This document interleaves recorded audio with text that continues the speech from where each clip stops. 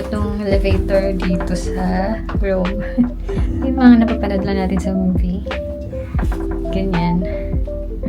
Pwede ka dito mag-entrance, tapos dito naman yung exit. Oo, pero kailangan pag before and after, kailangan mo siyang isarado. Oo. Kasi hindi siya gagana. Hindi siya gagana pag di siya naka-close na maayos. Hindi siya magagamit ng iba. Tapos wala siya nung open and close na button. Yan. Alam mo na siya kung anong level. Tapos dito na yung mag-exit. So, kailangan mo siyang buksan. Yan. Then, push.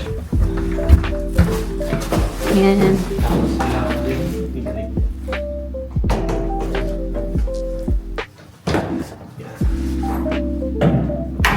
Yan. Tapos press lang to pag papasok ka. Para bumaba yung elevator. So, let's go out! Hi guys! Kakarating lang namin dito sa Roma. Nagbus lang kami from Switzerland and dumating kami around lunchtime. So, nag-check-in muna kami sa hotel. Then, 4 p.m. na ngayon. Yan, tirik na tirik pa rin yung araw. Mag-ikot-ikot lang kami on our first day. Mag-explore, hanap ng gelato, check ng leather goods, and have dinner. So, punta kami ngayon sa bus stop. 87 Julio. 87 ayun.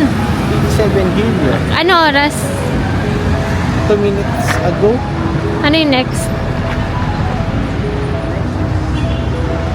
minutes and 9 minutes. 4:20. Kita na namin yung bus number 87. Diyan kami sasakay.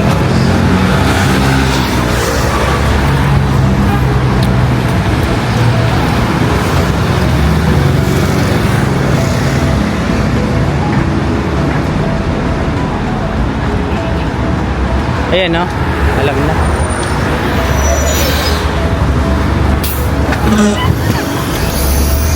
So, ayan guys.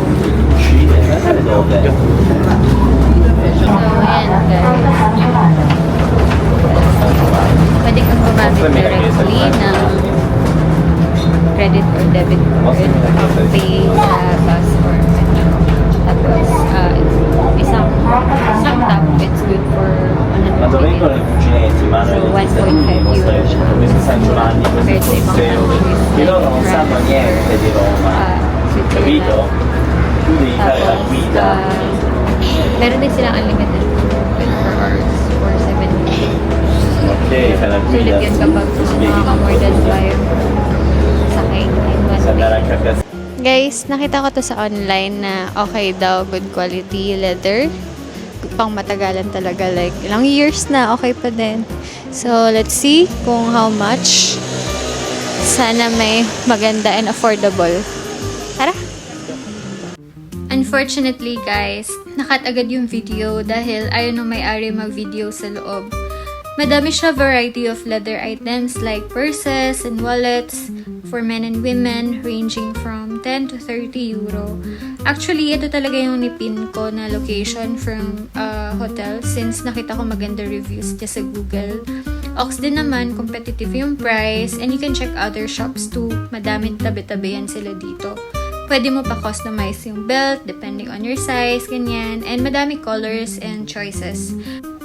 Magandang quality ng Italian leather. So, pag nandito ka, make sure to buy one. As remembrance na din pag uwi mo ng Pinas.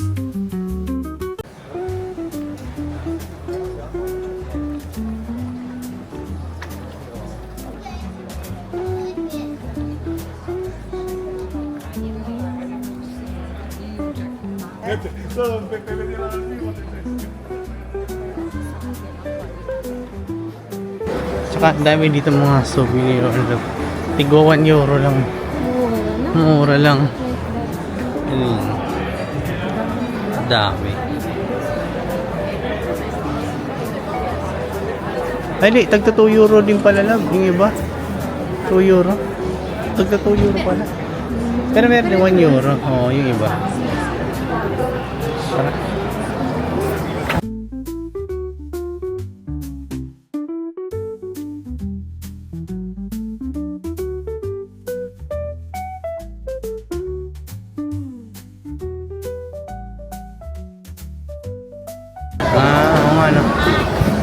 Ano ba dyan? Mukhang masarap dyan. Kasi mga local sa Miguel.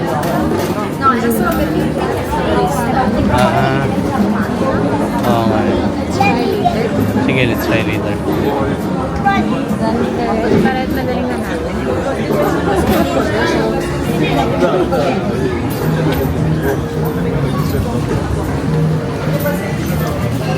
Oo, ang dami.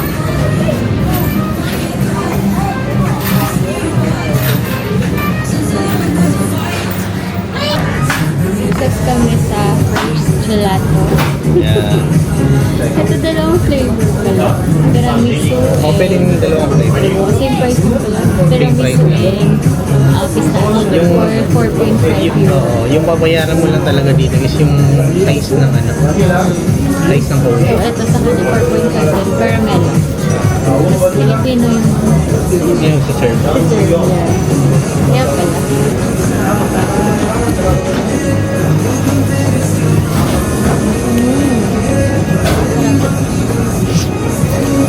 Ganyan siya. Wala kang bangko.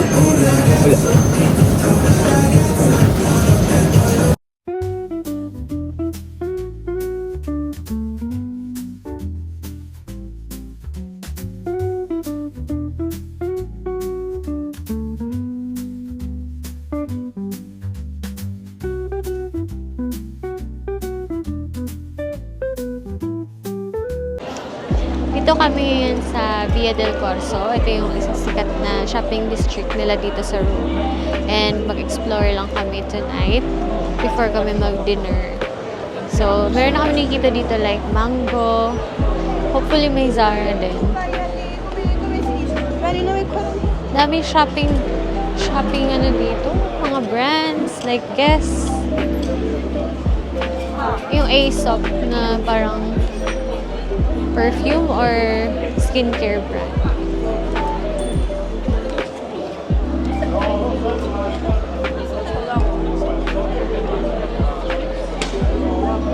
And may nakikita ko dun Tissot. Wow! Sana all. Ayun na. Yung ano tayo?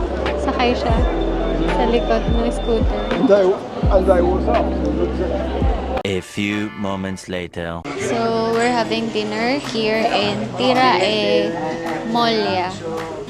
It's near the hotel we're staying and isa siya sa na-recommend ni nung host namin sa hotel. Isa daw to sa ano nga yun? Basta ito isa sa recommended. Isa sa recommended restaurant near the hotel. Tapos na-mention niya kasi na dun sa mga touristy spot i-avoid kumain kasi mostly mahal tsaka hindi siya masarap. Ganyan. Compare dito talaga sa kinakainan ng local, masarap tsaka mas affordable. So, first time kumain ng legit Italian food. Ang order namin is margarita pizza and carbonara and tiramisu. Yun.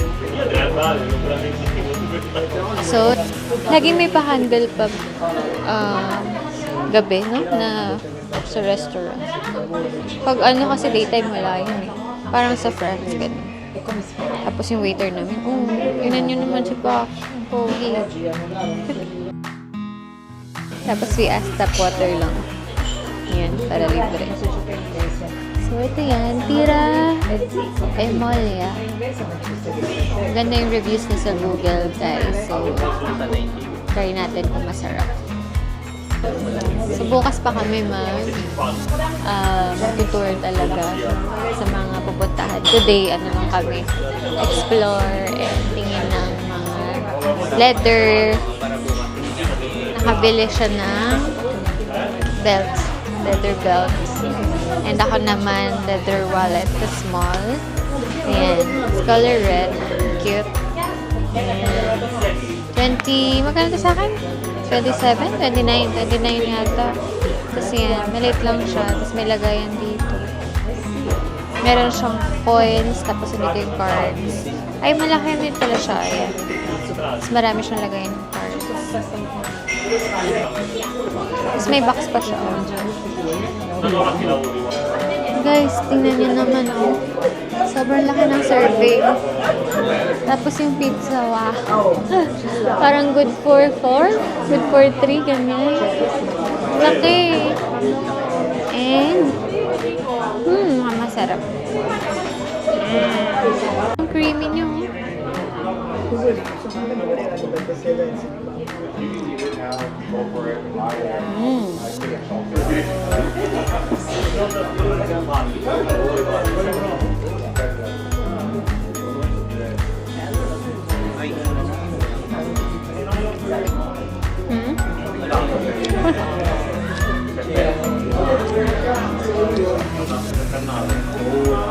Parang busog na nga ako eh.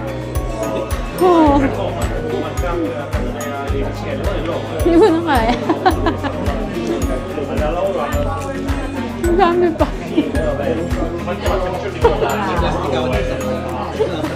Hindi naman yung take out ah. Nahimik na ako, labusog na ako. The next day. Morning, it's 6:30 a.m. dito sa Roma. And maga kami gumising around 5 a.m. para sana makalis ng 6 a.m. Kaso, as usual, pag bus, hindi palaging on time. Like, kanina pa kami nakalagay dito now, pero wala pa. So, waiting kami for the bus papuntang Trevi Fountain. And then, yung agenda natin today is Colosseum, Trevi Fountain, Pantheon, and Spanish Steps. Tapos mag-iikot-ikot lang din ulit for shopping, ganyan. Tingin-tingin. 16 eh. Costa Magna. Wala pa din. Tagal ng bus. So, nakalagay naman dyan. May 85, tsaka kung ano yung stop. Monza, Taranto. Tama naman sa Google. Pero, wala pa din.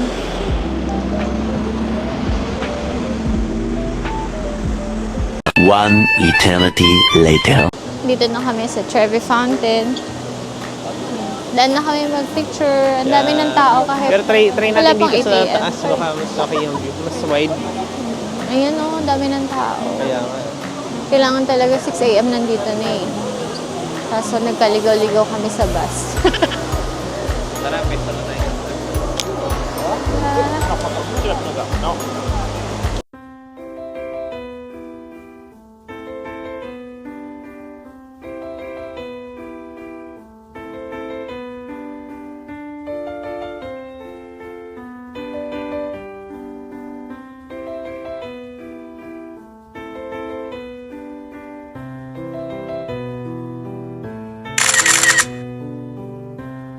Ayan guys, bili mo na kami ng maklo. Ang tawid ng bukong. Ito yung malapit sa Trevi Fountain. Ayan. Mura lang din. Yung fish fillet nila 3.10. Cheeseburger 1.8. Wala ka drinks? Ah, share na lang tayo sa drinks. Tsaka yung fries. So total 9.3. Yan. Ay, may chicken burger tsaka cheeseburger ka? Yun lang yun sa akin. Ah, okay. Sige. Confirm. Here na lang card.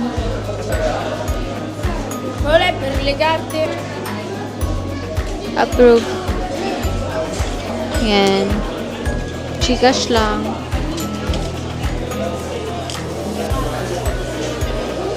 So, ito na yung food namin. Tatlong burger. Dalawa sa'yo, sa akin. Fries and drinks. Libre lang sa kanila itong Tropicana, no? Kasama na dun sa meal choice. Nice. Fish fillet. Wala na kasi fish fillet sa Pinas eh. Kaya. Sa ibang bansa lang ito mayroon.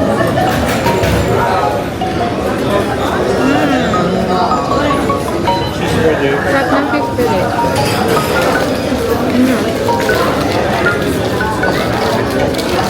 Cheeseburger lang.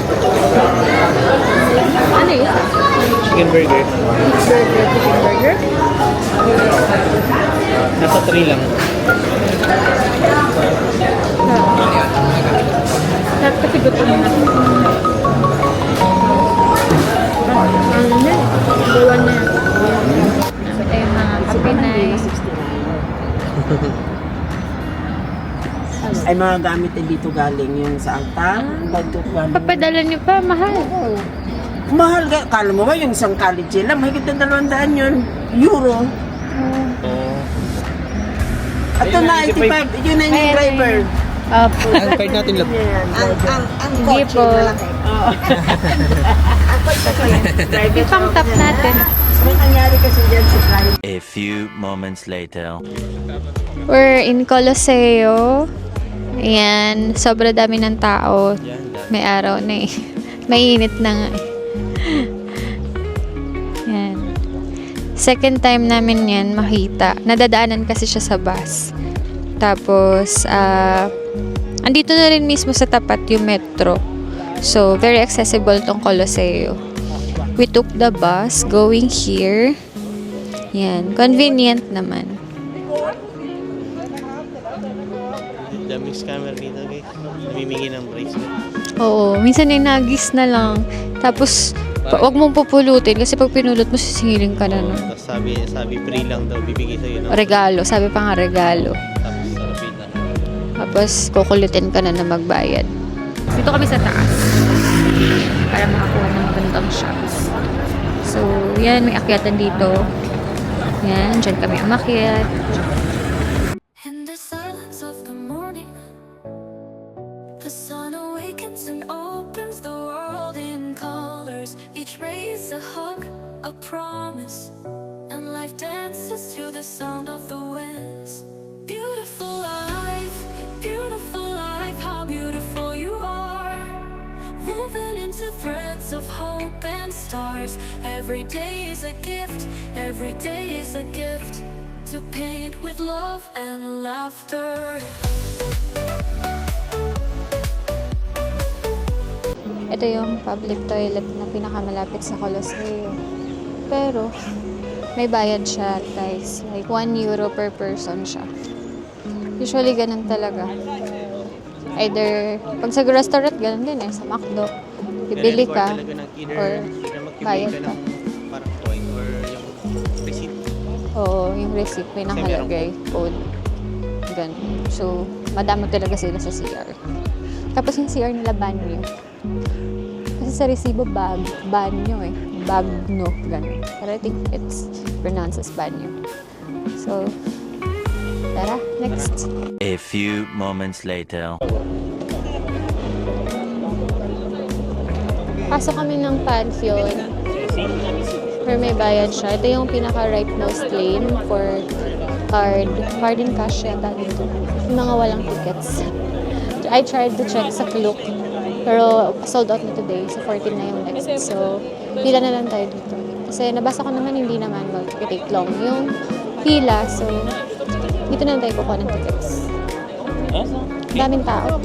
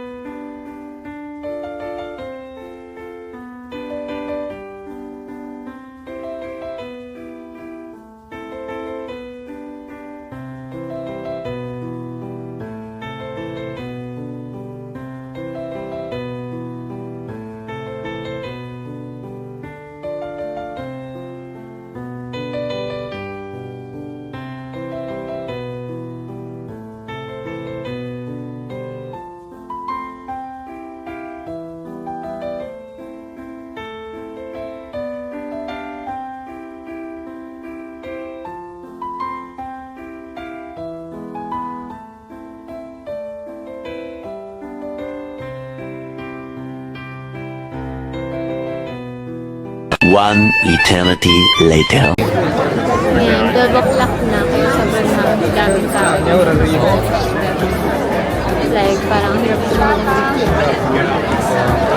Dapat din talaga Tsaka naniniti yung mga bantay na, yung mga security na bawal lang. But, I mean, Ito siya. Ang dami tao.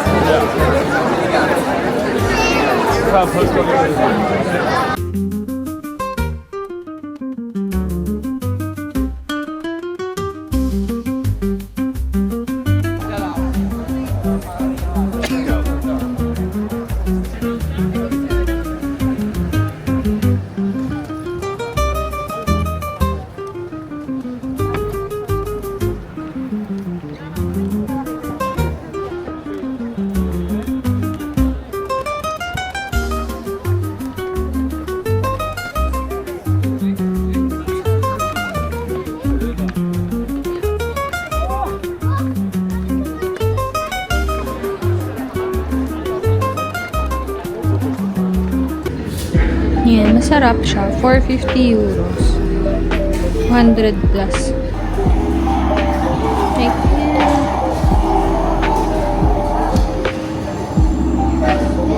medyo affordable naman siya. 1 euro. Yung croissant. Yan. Galing ng McDo dito.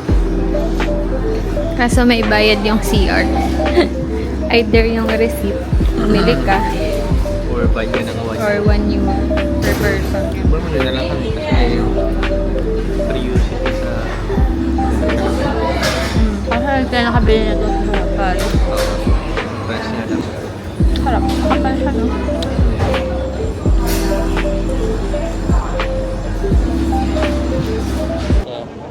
It's Piazza Venezia, central Rome Square, known for its monuments, lively atmosphere, intersection of several thoroughfares. Venetian Cardinal, nag-built.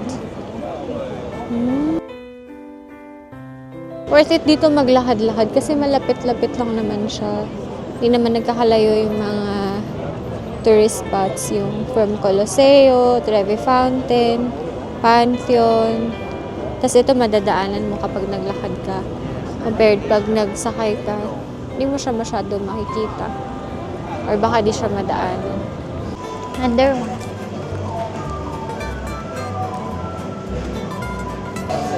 Mango na lang siguro. Mango and tiramisu. You want tiramisu? Mango. Tiramisu and mango. Mango, not cone. Yeah. Not cone, the other one.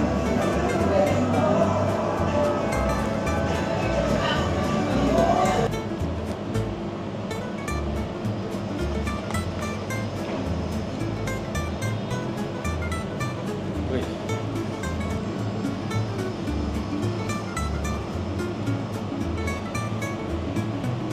Gracias.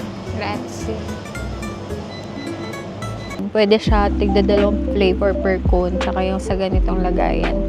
Ito pinakamaliit 350. Ganon din sa cone 350. Sulit na kahit yung small lang. Tapos tag-try naman ako ng bago which is mango pero tiramisu pa din yung isa kasi yun yung masarap. Mas legit yung lasa ng tiramisu niya ngayon compared nung kahapon na pinagbilhan natin, no? Mango yung sana. Ayaw nila ng mango. Mango. Mango nga pala. Hindi ba natin tinanong? Kaya pala hindi niya maintindihan. Mango. Mango nga pala. Di ba yung mango nila? Medyo maasim-asim. Binibigyan niya pa ako niya kasi mango. Pero pag nasa tiramisu, hindi niya ako bibigyan. Hindi mo alam.